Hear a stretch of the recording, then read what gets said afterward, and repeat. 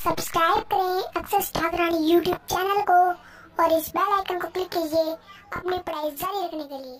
धन्यवाद। Good morning प्यारे बच्चों, अज मैं तुहाडे लई लैसन नंबर 15 चंद्री लूंबड़ी लैके हाजिर हाँ बच्चों। देखो हुण मेरे नाल तुसी चैप्टर रीड करो बच्चों। अज एक छोटी जी स्टोरी है लूंबड़ी दी, जिसका कि सुभाव बहुत गंदा हुंदा है।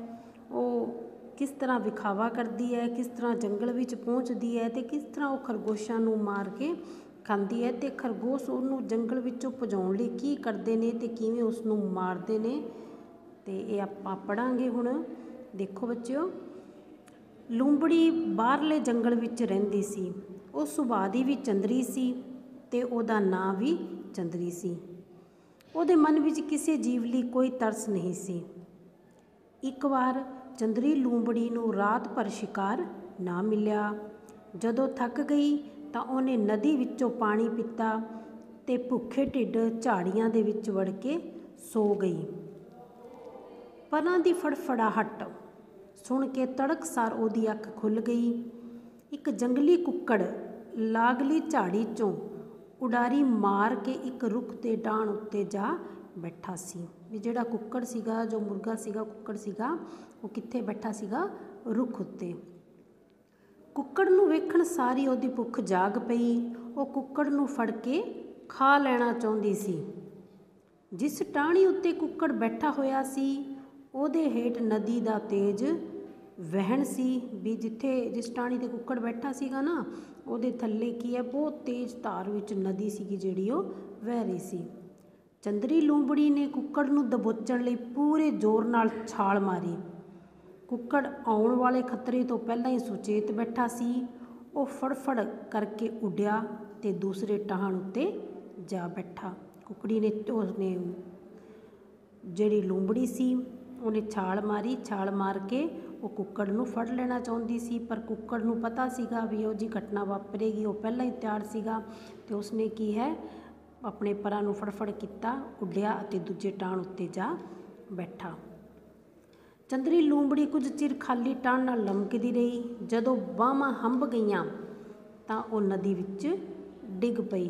लूंबड़ी सीगी जिहड़ी वो कुछ देर तां उस टाणे नाल लमकदी रही, पर जदों हत्थ दुखण लगे तां वो नदी विच डिग पई। ਉਹਨੇ किनारे वल आउण लई हत्थ पैर मारे, पर नदी दा वहण ਉਹਨੂੰ रोड़ के लै गया। उसने बहुत कोशिश की भी मैं जिस नदी विचों डिग्गी सीगी भी मैं किनारे आ जावां, पर पानी दा बहाव इन्ना तेज सी भी ਉਹ उसनूं रोड़ के लै गया। पानी दे वहण ते हवा दे थपेड़िਆਂ ने बेहोशी दी हालत विच ਉਹਨੂੰ नदी दे दूसरे किनारे ते सुੱਟ दिता। ਹੁਣ ਜਿਹੜੀ लूंबड़ी सीगी ਉਹ नदी दे दूसरे किनारे ते पहुँच चुकी सी। अगे है बच्चों, जदों चंदरी लूंबड़ी नूं होश आई तां वो अपने आले दुआले जीवां दी भीड़ लगी वेख के हैरान रह गई।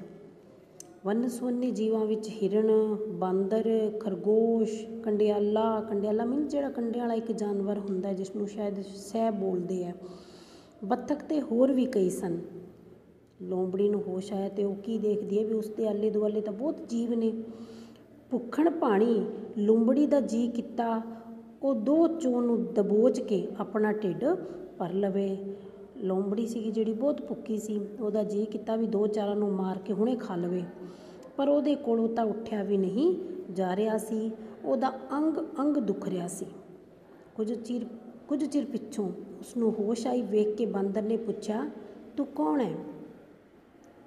बांदर उसनूं पुछदा, तू कौन है? वो दसदी है, मेरा नाम चंदरी है, मैं नदी पारले जंगल दी लूंबड़ी हाँ। तू इत्थे की करना ही है? बुढ़ा खरगोश कुछ अगांह होया। चंदरी लूंबड़ी जीवां दे भोलेपन दा अंदाज़ा लगा चुकी सी। उन्हां पहलां कदे कोई लूंबड़ी नहीं सी वेखी। हुण देखो लूंबड़ी नूं पता चल गया सीगा भी ये सारे जीव बहुत भोले ने ते इन्हां जीवां ने लूंबड़ी है जिहड़ी वो कदे भी नहीं देखी। ते लूंबड़ी है जिहड़ी वो एक कहानी सुणाउंदी है, उन्हां नूं कहानी करदी है। वो की कहती है कि बाबा मेरी दुख भरी कहानी बस इन्नी क्यों है कि मैं घाह खा के पानी पीण लगी सां, जदों ਉਹ ਕਹਾਣੀ ਸੁਣਾਉਂਦੀ ਹੈ ਵੀ ਮੈਂ ਤਾਂ ਘਾਹ ਖਾ ਕੇ ਪਾਣੀ ਪੀਣ ਲੱਗੀ ਸੀ, ਇੰਨੇ ਨੂੰ ਬੁੱਢੇ ਖਰਗੋਸ਼ ਨੇ ਉਹਦੇ ਵੱਲ ਵੇਖਿਆ, ਚੰਦਰੀਏ ਤੇਰੇ ਦੰਦ ਵੀ ਬਹੁਤ ਤਿੱਖੇ ਨੇ ਤੇ ਨੌਂਦਰਾਂ ਵੀ, ਇਹੋ ਜਿਹੇ ਦੰਦ ਤੇ ਨੌਂਦਰਾਂ ਘਾਹ ਖਾਣ ਵਾਲੇ ਜਨੌਰਾਂ ਦੀਆਂ ਨਹੀਂ ਹੁੰਦੀਆਂ। ਖਰਗੋਸ਼ ਬੋਲਿਆ ਵੀ ਤੂੰ ਘਾਹ ਖਾ ਕੇ ਪਾਣੀ ਪੀਣ ਲੱਗੀ ਸੀ, ਤੇਰੇ ਤਾਂ ਦੰਦ ਤੇ ਨਹੁੰ ਵੀ ਬਹੁਤ ਤਿੱਖੇ ਨੇ, ਵੀ ਘਾਹ ਖਾਣ ਵਾਲੇ ਜਾਨਵਰਾਂ ਦੇ ਇਹੋ ਜਿਹੇ ਤਾਂ ਨਹੀਂ ਹੁੰਦੇ। ਚੰਦਰੀ ਲੂੰਬੜੀ ਖਰਗੋਸ਼ ਦੀ ਗੱਲ ਸੁਣ ਕੇ ਸਹਿਮ ਗਈ। ਉਹਨੇ ਆਪਣੇ ਦੰਦ ਤੇ ਨੌਂਦਰਾਂ ਲੁਕਾਉਣ ਦੀ ਕੋਸ਼ਿਸ਼ ਕੀਤੀ ਤੇ ਨੀਵੀਂ ਪਾ ਕੇ ਹੌਲੀ ਜੀ ਬੋਲੀ, ਨੌਂਦਰਾਂ ਤੇ ਦੰਦ ਤਾਂ ਰੱਬ ਦੇ ਬਣਾਏ ਹੋਏ ਨੇ। ਸਾਰੇ ਜੀਵਾਂ ਵਿੱਚ ਲੂੰਬੜੀ ਤੇ ਦੰਦਾਂ ਤੇ ਨੌਂਦਰਾਂ ਬਾਰੇ ਖੁਸਰ ਮੁਸਰ ਹੋਣ ਲੱਗ ਪਈ। ਬਤਕ ਨੇ ਕੁਐਕ ਕੁਐਕ ਕੀਤੀ। ਤੁਸੀਂ ਪਹਿਲਾਂ ਪੂਰੀ ਗੱਲ ਤਾਂ ਸੁਣ ਲਓ। ਬਤਕ ਦੀ ਗੱਲ ਉੱਤੇ ਸਾਰੇ ਚੁੱਪ ਕਰ ਗਏ। ਬਤਕ ਬੋਲੀ ਵੀ ਪਹਿਲਾਂ ਪੂਰੀ ਗੱਲ ਤਾਂ ਸੁਣੋ। ਇੰਨਾ ਸੁਣਦੇ ਸਾਰੇ ਜੀਵ ਫਿਰ ਚੁੱਪ ਹੋ ਗਏ। ਫਿਰ ਲੂੰਬੜੀ ਨੇ ਆਪਣੀ ਗੱਲ ਸ਼ੁਰੂ ਕੀਤੀ।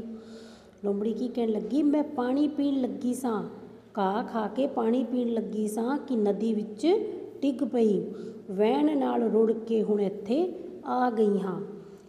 ਫਿਰ ਅੱਗੇ ਲੂੰਬੜੀ ਕਹਿੰਦੀ ਹੈ, ਭਾਵੇਂ ਤੁਸੀਂ ਮੈਨੂੰ ਰੱਖੋ ਤੇ ਭਾਵੇਂ ਮਾਰੋ, ਮੈਂ ਹੁਣ ਤੁਹਾਡੇ ਵੱਸ ਹਾਂ, ਪਰ ਮੈਨੂੰ ਥੋੜ੍ਹਾ ਘਾਹ ਜ਼ਰੂਰ ਦਿਓ, ਮੈਨੂੰ ਬਹੁਤ ਭੁੱਖ ਲੱਗੀ ਹੋਈ ਹੈ। ਦੂਜੇ ਜੀਵਾਂ ਦਾ ਮਨ ਪਸੀਜ ਗਿਆ। ਖਰਗੋਸ਼ ਨੇ ਘਾਹ ਲਿਆ ਕੇ ਚੰਦਰੀ ਲੂੰਬੜੀ ਦੇ ਅੱਗੇ ਪਾ ਦਿੱਤਾ। ਲੂੰਬੜੀ ਵੀ ਵਿਖਾਵਾ ਕਰਦੇ ਹੋਏ ਘਾਹ ਦੀਆਂ ਤਿੜਾਂ ਚਿੱਥਣ ਲੱਗੀ। ਜੀਵ ਇੱਕ ਇੱਕ ਕਰਕੇ ਉੱਥੋਂ ਜਾਣੇ ਸ਼ੁਰੂ ਹੋ ਗਏ। ਬੁੱਢਾ ਖਰਗੋਸ਼ ਸੀਗਾ ਜਿਹੜਾ, ਉਹ ਉੱਥੇ ਬੈਠਾ ਰਿਹਾ ਤੇ ਫਿਰ ਬੋਲਿਆ, ਹੁਣ ਤੂੰ ਇਹ ਘਾਹ ਖਾ ਕੇ ਵਾਪਸ ਚਲੀ ਜਾਵੀਂ। ਕੋਈ ਹੋਰ ਵੇਲਾ ਹੁੰਦਾ ਤਾਂ ਲੂੰਬੜੀ ਝਪਟਾ ਮਾਰ ਕੇ ਬੁੱਢੇ ਖਰਗੋਸ਼ ਨੂੰ ਦਬੋਚ ਲੈਂਦੀ ਤੇ ਮਾਰ ਦਿੰਦੀ, ਪਰ ਨਿਢਾਲ ਹੋਣ ਕਰਕੇ ਉਹਨੂੰ ਹਿੱਲਣਾ ਵੀ ਔਖਾ ਲੱਗ ਰਿਹਾ ਸੀ। ਉਹਨੇ ਤਰਲਾ ਲੈ ਕੇ ਆਖਿਆ, ਪੱਥਰਾਂ ਨਾਲ ਵੱਜ ਕੇ ਮੇਰੇ ਬਹੁਤ ਸੱਟਾਂ ਲੱਗੀਆਂ ਨੇ, ਮੈਂ ਬਹੁਤ ਕਮਜ਼ੋਰ ਹੋ ਗਈ ਹਾਂ, ਮੈਨੂੰ ਕੁਝ ਦਿਨ ਇੱਥੇ ਰਹਿ ਲੈਣ ਦਿਓ, ਕੁਝ ਵੱਲ ਹੋਣ ਪਿੱਛੋਂ ਮੈਂ ਆਪੇ ਚਲੀ ਜਾਵਾਂਗੀ। ਚੰਦਰੀ ਲੂੰਬੜੀ ਦੀ ਗੱਲ ਮੰਨ ਕੇ ਬੁੱਢਾ ਖਰਗੋਸ਼ ਵੀ ਚਲਿਆ ਗਿਆ। ਲੂੰਬੜੀ ਨੇ ਬਹੁਤ ਵੱਡਾ ਬਹਾਨਾ ਕੱਢਿਆ ਵੀ ਪੱਥਰਾਂ ਨਾਲ ਵੱਜ ਕੇ ਮੇਰੇ ਤਾਂ ਚੋਟ ਲੱਗੀ, ਮੈਂ ਬਹੁਤ ਕਮਜ਼ੋਰ ਹੋ ਗਈ ਹਾਂ, ਮੈਨੂੰ ਰਹਿਣ ਦਿਓ। ਅੱਗੇ ਹੈ, ਬੁੱਢਾ ਖਰਗੋਸ਼ ਨਜ਼ਰਾਂ ਤੋਂ ਓਹਲੇ ਹੋਇਆ ਤਾਂ ਉਹਨੇ ਆਪਣੇ ਮੂੰਹ ਵਿੱਚ ਜਮਾ ਹੋਇਆ ਘਾਹ ਥੂ ਕਰਕੇ ਥੁੱਕ ਦਿੱਤਾ। ਢਿੱਡ ਖਾਲੀ ਹੋਣ ਕਰਕੇ ਚੰਦਰੀ ਲੂੰਬੜੀ ਹੋਰ ਨਿਢਾਲ ਹੋ ਗਈ ਸੀ। ਸਰੀਰ ਦੀ ਕਮਜ਼ੋਰੀ ਤੇ ਸੱਟਾਂ ਕਰਕੇ ਉੱਠਣ ਜੋਗੀ ਨਹੀਂ ਸੀ। ਚੰਦਰੀ ਲੂੰਬੜੀ ਨੂੰ ਆਪਣੇ ਆਪ ਉੱਤੇ ਤਰਸ ਆਉਣ ਲੱਗ ਪਿਆ ਸੀ। ਉਹ ਸਾਰਾ ਦਿਨ ਭੁੱਖੀ ਪਈ ਰਹੀ। ਰਾਤ ਵੇਲੇ ਇੱਕ ਖਰਗੋਸ਼ ਘੁਰਨੇ ਵੱਲ ਪਰਤ ਰਿਹਾ ਸੀ। ਉਹਨੂੰ ਚੰਦਰੀ ਲੂੰਬੜੀ ਬਾਰੇ ਕੁਝ ਪਤਾ ਨਹੀਂ ਸੀ। ਉਹਨੇ ਉਤਸੁਕਤਾ ਨਾਲ ਲੂੰਬੜੀ ਵੱਲ ਦੇਖਿਆ ਤੇ ਹੌਲੀ ਹੌਲੀ ਚਲਾ ਗਿਆ। ਲੂੰਬੜੀ ਮੁਸਕਰਾਈ ਤਾਂ ਉਹਦੀ ਝਿਜਕ ਜਾਂਦੀ ਰਹੀ। ਜਦੋਂ ਲੂੰਬੜੀ ਨੇ ਮੁਸਕਰਾ ਕੇ ਦੇਖਿਆ ਤੇ ਖਰਗੋਸ਼ ਦਾ ਡਰ ਵੀ ਚਲਾ ਗਿਆ। ਚੰਦਰੀ ਲੂੰਬੜੀ ਨੇ ਇੱਕ ਵਾਰ ਚੁਫੇਰੇ ਦੇਖਿਆ ਤੇ ਫਿਰ ਖਰਗੋਸ਼ ਨੂੰ ਪੰਜਿਆਂ ਵਿੱਚ ਦਬੋਚ ਲਿਆ।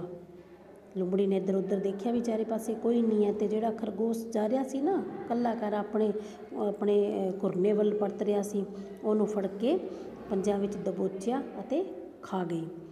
ਹੁਣ ਖਾਣ ਤੋਂ ਬਾਅਦ ਸਵੇਰ ਤੱਕ ਲੂੰਬੜੀ ਦੇ ਸਰੀਰ ਵਿੱਚ ਤਾਕਤ ਪਰਤ ਆਈ।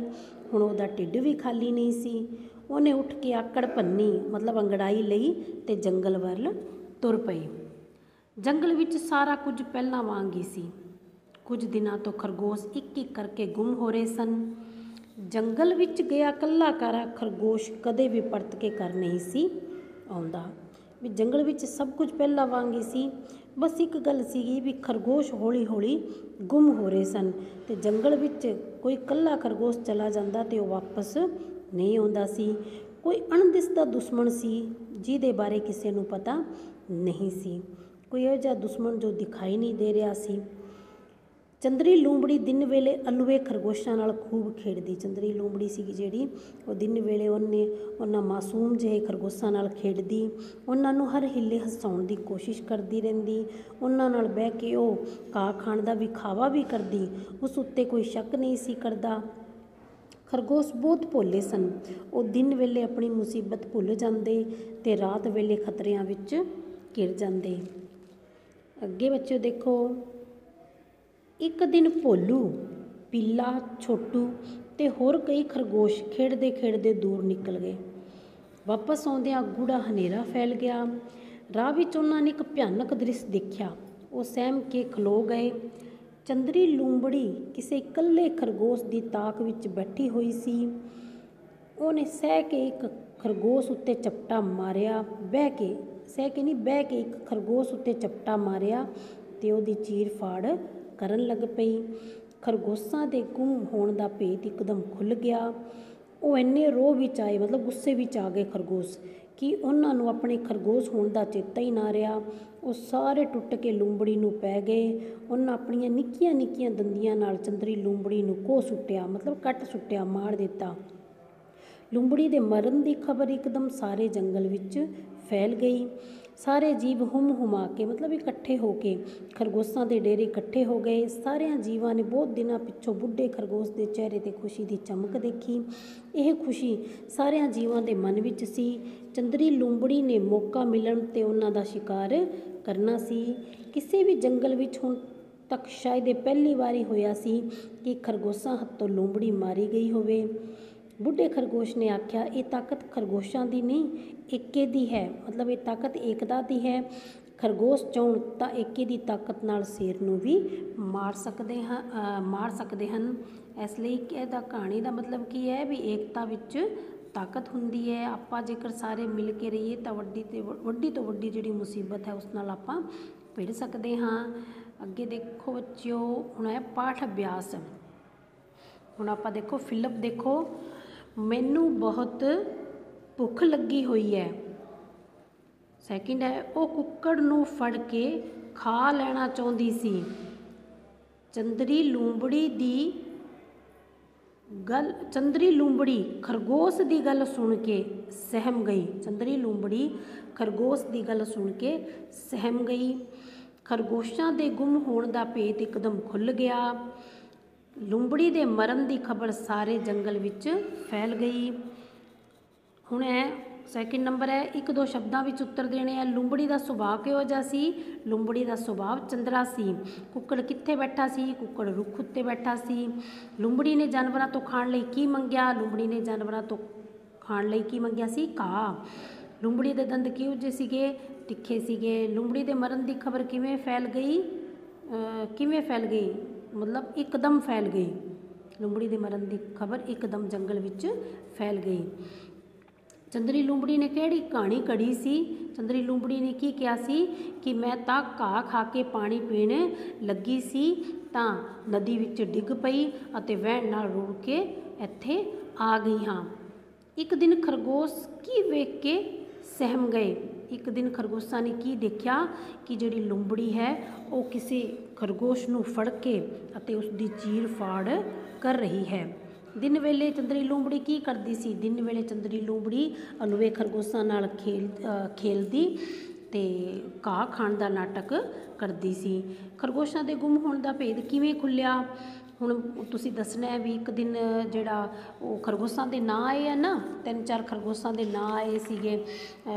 ਭੋਲੂ, ਬਿੱਲਾ, ਛੋਟੂ, ਇਹ ਸਾਰੇ ਖਰਗੋਸ਼ ਖੇਡਦੇ ਕਿ ਦੂਰ ਨਿਕਲ ਗਏ। ਜਦੋਂ ਵਾਪਸ ਪਰਤਣ ਲੱਗੇ ਤਾਂ ਰਾਤ ਹੋ ਗਈ ਸੀ ਤੇ ਉਹਨਾਂ ਨੇ ਦੇਖਿਆ ਰਸਤੇ ਵਿੱਚ ਵੀ ਜਿਹੜੀ ਲੂੰਬੜੀ ਹੈ ਉਹ ਕਿਸੇ ਖਰਗੋਸ਼ ਦੀ ਤਾਕ ਵਿੱਚ ਬੈਠੀ ਸੀ ਅਤੇ ਉਸਨੇ ਇੱਕ ਖਰਗੋਸ਼ ਉੱਤੇ ਚਪਟਾ ਮਾਰਿਆ ਤੇ ਉਸਦੀ ਚੀਰ ਫਾੜ ਕਰਨ ਲੱਗੀ।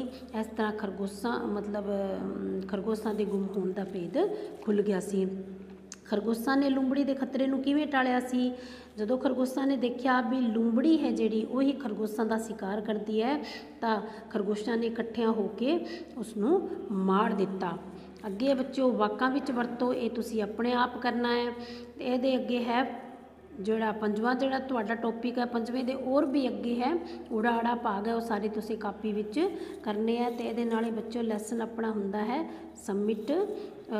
ਕੰਪਲੀਟ ਹੁੰਦਾ ਹੈ ਤੇ ਇਹ ਚੈਪਟਰ ਤੁਸੀਂ ਕਾਪੀਆਂ ਵਿੱਚ ਕਰਕੇ ਸਕੂਲੇ ਸਬਮਿਟ ਕਰਾਉਣਾ ਹੈ।